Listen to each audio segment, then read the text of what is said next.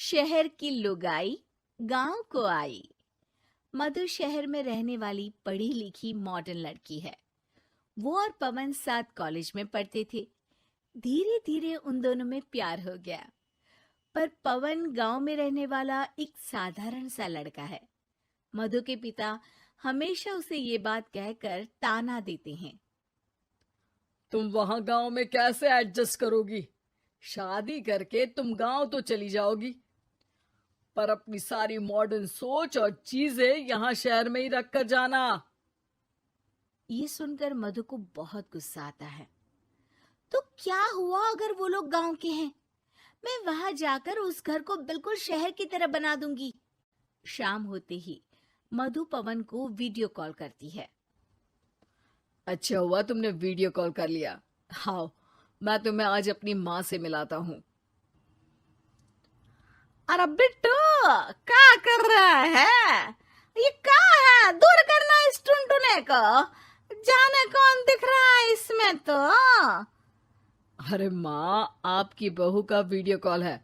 आप इसमें अपनी बहू से आमने सामने बात कर सकती हैं। नमस्ते माँ जी, कैसी हैं आप? अरे जका, ये बहू ने अपने कानों में क्या लगाया है? जो कैसे झुमके हैं? झुमके नहीं माँ जी, इन्हें ईयरफोन्स कहते हैं। इससे सामने वाले की आवाज और अच्छे से आती है। मैं आपको भी ला कर दूंगी। अरे नहीं नहीं, हमें नहीं ना चाहिए। हमारा कान बिल्कुल ठीक है। हाँ। माँ जी की ये बातें सुनकर मधु को अपने पिता की बातें याद आ जाती है और वो उसी वक्त ये ठान लेती है कि वो अपने ससुराल को एकदम मॉडर्न ससुराल बनाकर रहेगी। कुछ दिन बीत जाते हैं। पवन और मधु की शादी हो चुकी है। आज मधु का अपने ससुराल में पहला दिन है। माँ जी, मैं आपके लिए एक तोहफा लाई हूँ। अरे इतना बड़ा तोहफा! अरे क्या लाई है रे इस बड़े से बक्से में? मधु बॉक्स खोलती है। ये क्या है? ये वैक्यूम क्लीनर है। मैंने आपको झाड़ू लगाते हुए देखा तो सोचा अब आपका काम आसान हो जाएगा। अरे वाह बहू वाह, तूने मुझे झाड़ू लगाते हुए देखा तो तू मेरा हाथ से झाड़ू लेकर खुद भी तो लगा सकती थी ना। पर नहीं, तूने तुझे मशीन लाकर मेरे हाथ में दे दी कि यह काम हमेशा मैं ही करूं। ये आजकल की शहरी छोरियां बिल्कुल नहीं बदलेगी। मधु को मन ही मन गुस्सा आता है, पर फिर भी अपना गुस्सा भूलकर मधु माजी को वैक्यूम क्लीनर इस्तेमाल करना सिखाती है। अगले दिन मधु सुबह उठती है तो ये आंगन में से कैसी आवाजें आ रही हैं? मधु दौड़ती दौड़ती आंगन में जाती है और देखते ही चौंक जाती है। अरे माँ जी, ये आप क्या कर रही हैं?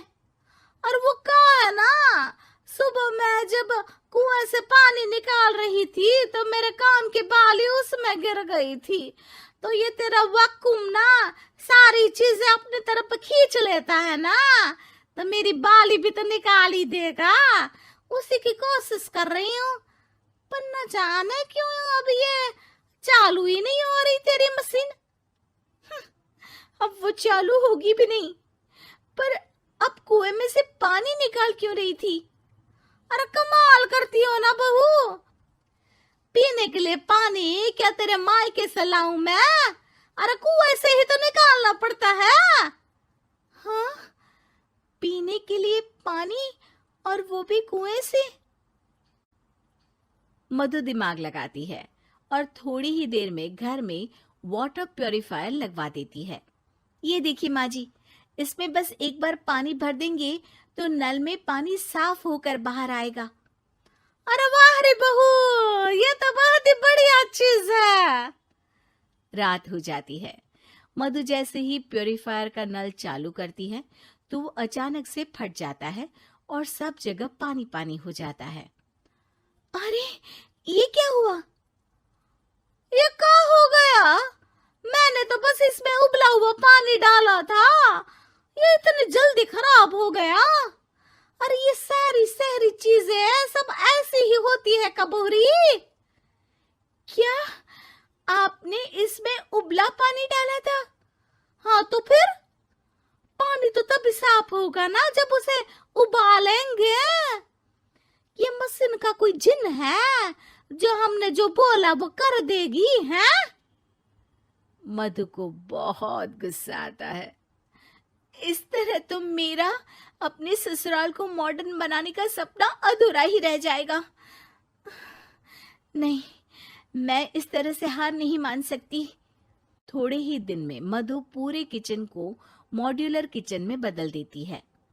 अरे वाह बहुआ, इतनी सारी अलमारियां!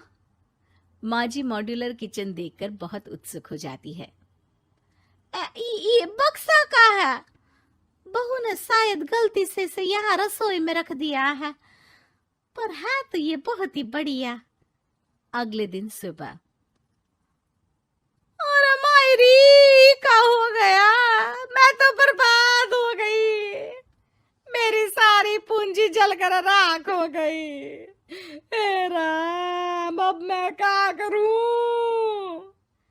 माँ जी की रोने की आवाज सुनकर मधु दौड़ी दौड़ी किचन में आती है और इतना धुआं देखकर घबरा जाती है। ये सब कैसे हुआ माँ जी? ये आग कैसे लगी?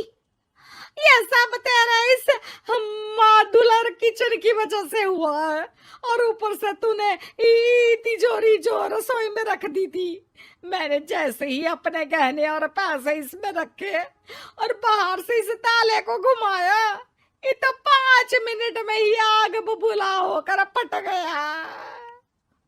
अरे माँ जी, ये तिजोरी नहीं है, ये तो माइक्रोवेव है। इसमें गहने नहीं रखते, खाना गर्म करने के लिए होता है ये। और ये जो आपने घुमाया ना, ये ताला नहीं है, आपने इसके टेम्परेचर को फुल कर दिया, इसलिए ये फट गया। माँ जी और जोर जोर से रोने लगती है।